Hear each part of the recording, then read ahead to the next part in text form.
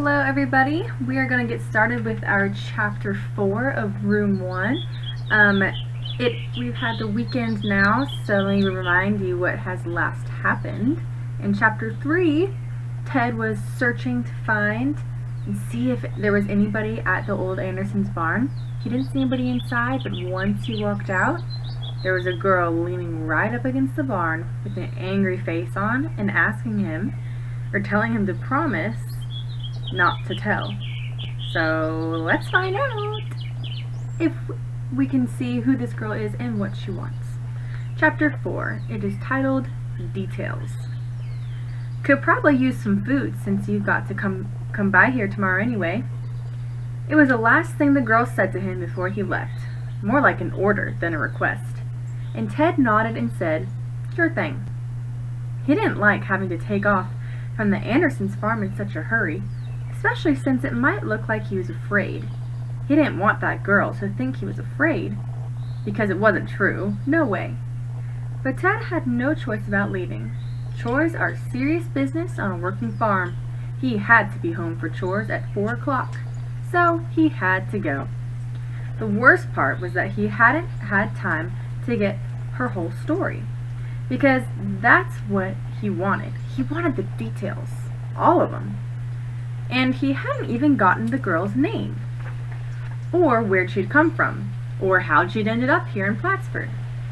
Ted was out of breath from running back to where he'd stashed his bike, and when he hopped on and took off, the school books in his canvas newspaper bag banged against his legs as he pedaled for home. Even though it was partly a downhill ride, he knew he had to pump like mad if he was going to be on time. Dozens of questions bounced around in his head, but Ted silenced all the noise except the wind in his ears and began reviewing the facts, because a good detective always starts with the facts. And he knew that if he got his thoughts in order now, while everything was still fresh in his mind, it would be easier to write up his case notes later. So Ted began at the beginning and talked himself through it. When I came out of the barn, she was there waiting. So she must have seen me coming, or been expecting me, or heard me, or all three.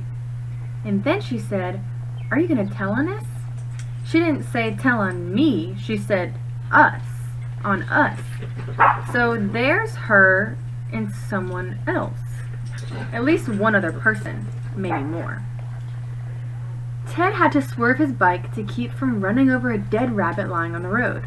It hadn't been there on his way out. He hated to see any animal get hurt, but he understood it happened. He also understood that death was a regular part of life on a farm, especially if you raised cattle. Still, just half an hour ago, that rabbit had been skidding across the field, its feet barely touching the ground.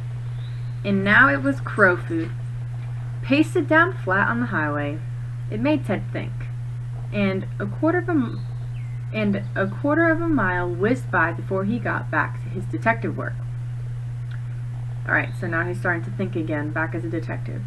Okay, when the girl asked me the second time if I was going to tell, she had her fists up, and she looked like she was ready for a fight. So she's kind of tough. Maybe she's a boxer, or a karate expert or something. Could be dangerous. In the way she talked, she said, "Come on around the barn," and the word around sounded like around, and barn sounded like barn.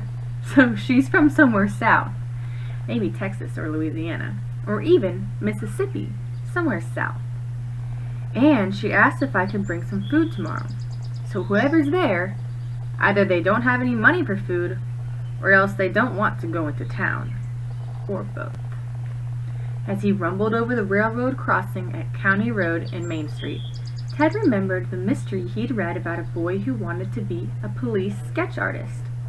The kid in the story had learned to look at someone for 10 seconds, and then draw a perfect picture of them. He was like a human digital camera. That book had taught Ted a lot about noticing important details. Ted had been with the girl for only a minute or two before he'd had to leave, and she'd taken charge and done most of the talking. asking him where he lived and how far it was to town, and did he ride past here every day. But during the time she was quizzing him, Ted was busy taking mental notes, and now he played them back. He pretended he was talking to that kid, the one who could draw like a genius. She's a white female, age 11 to 13, sort of a skinny build, a little more than 5 feet tall, same as me. Narrow face, pale skin with freckles on her upper cheeks, a thin nose that's sort of long, brown eyes, straight brown hair that comes down to her chin, sort of a grown-up haircut. And her teeth haven't had braces.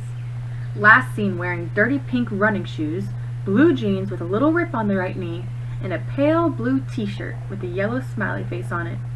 Except the smiley face is frowning. She chews her fingernails, and on her left, no, her right hand, there's a little silver ring with a small red stone on it.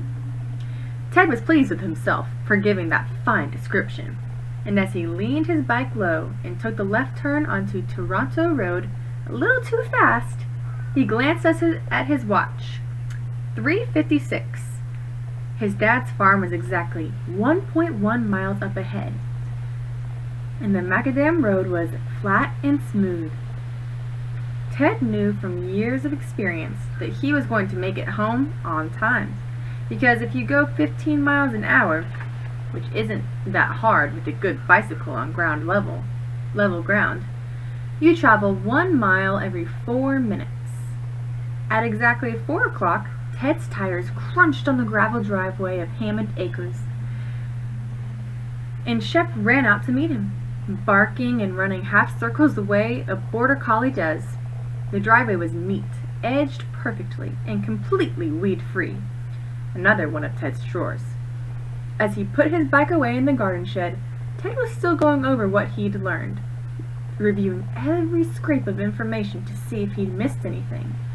And he remembered something he'd seen but hadn't really noticed. Not until just now. It was there on the girl's left sneaker, some writing. Ted pushed himself, trying to sharpen the image, trying to make his fellow detectives proud of his excellent observation skills and his fantastic memory. And as he walked across the yard toward the barn, the picture snapped clear.